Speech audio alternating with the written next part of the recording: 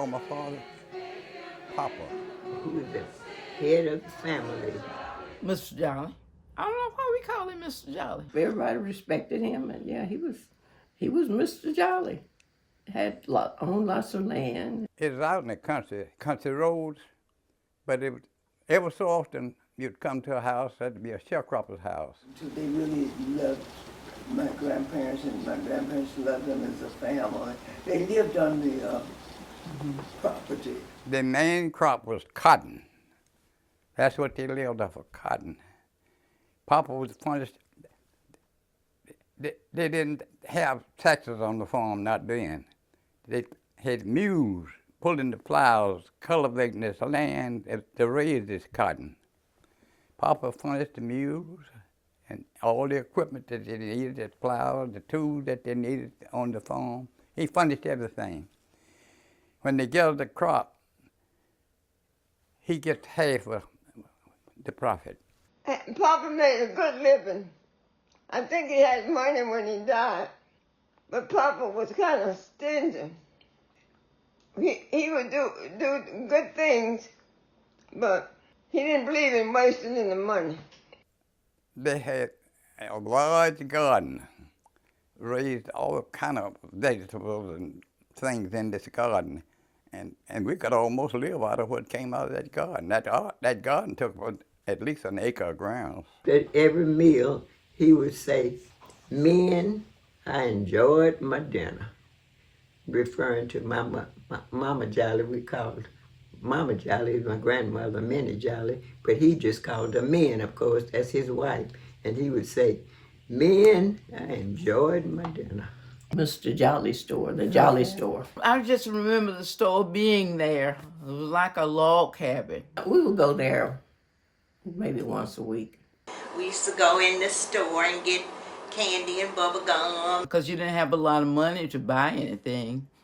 Papa just candy, and then penny candy. He was good at selling sweet potatoes. The store would have a lot of sweet potatoes in it in certain times of the year.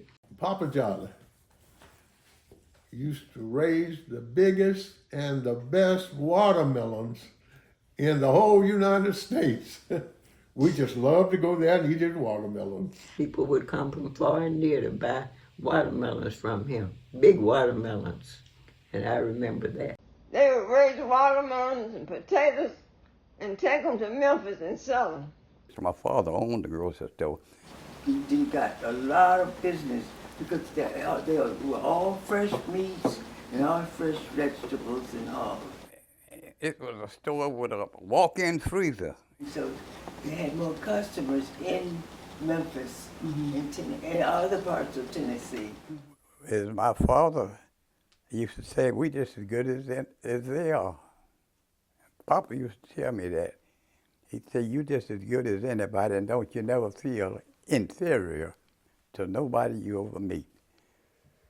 Whether you are equal to him, don't feel inferior because you're just as good as he is.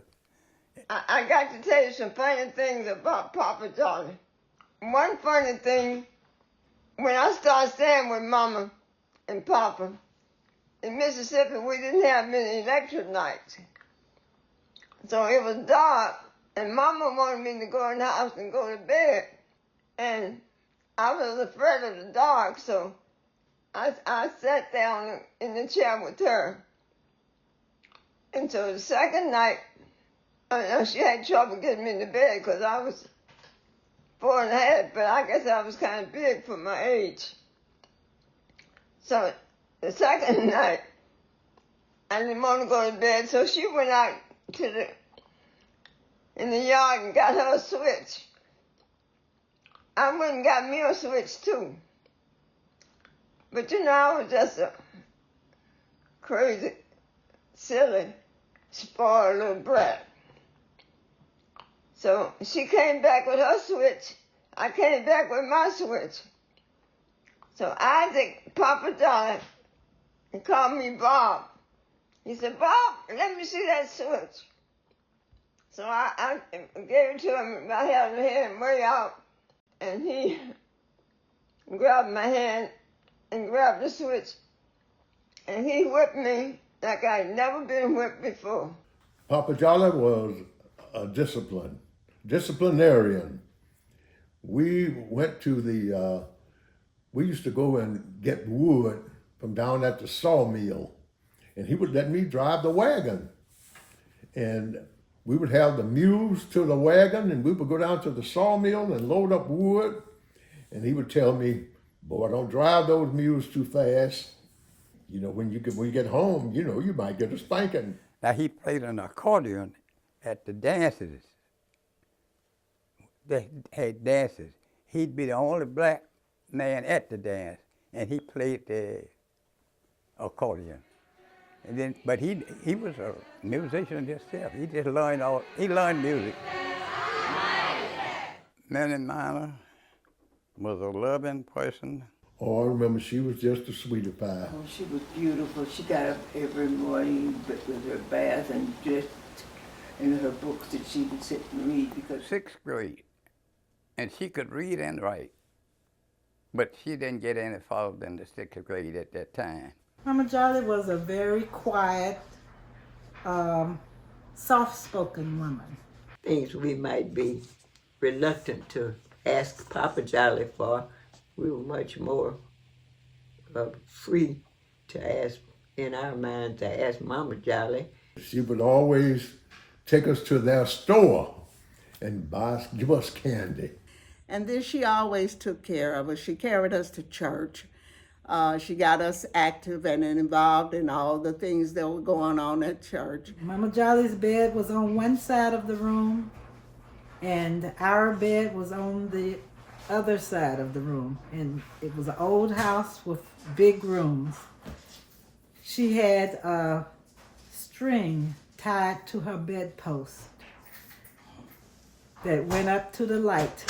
And whenever we needed anything during the night, she would turn the light on, and she would always answer. It was like she never slept. She would allow the neighbors to come and watch the fights, the boxing fights, and I thought that was really sweet. We were the first one that I know of that had a TV right there in the area, and they would walk the dark roads to come up and watch the fights on the TV. She was a person that I thought had never done anything wrong in her entire life.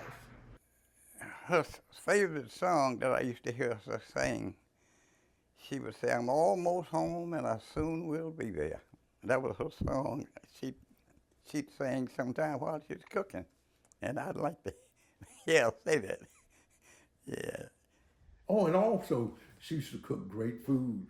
Mama Jolly, she used to cook canned biscuits. That's one thing I remember. We used to go down on Sunday afternoon, and Mama Jolly would be done cook this big dinner. Oh, we used to love her chicken. And I used to love her meatloaf. Yep, baked chicken and dressing. And she'd have 2 or 3 of the big loaves in a pan, you know, and she'd have them in the stove. And oh, they would be so good. Minnie and Isaac were my grandparents, and I loved them very much. Oh, the Jolly Clan is spreading mighty fast, mighty fast. Yes, the Jolly Clan is spreading mighty fast, mighty fast. Oh, the family is spreading. I'm certainly delighted with that we finally decided to get the family reunion started. It is almost like a miracle what it does for the members of the family when we get together. Hello. How you doing? How you doing your reunion? Oh yeah, had a good time. How you doing? Are you doing your reunion? Yes, I am. Okay. Yeah. I'm all the way here from Clayton, Alabama. My father's Percy Jolly. My mother's Beatrice Jolly. I do. So me? Yeah. Gerald Veazey. Parents Weldon Veazey. Eddie Veazey. Jolly family reunion. This is what, 91, Memphis, Tennessee.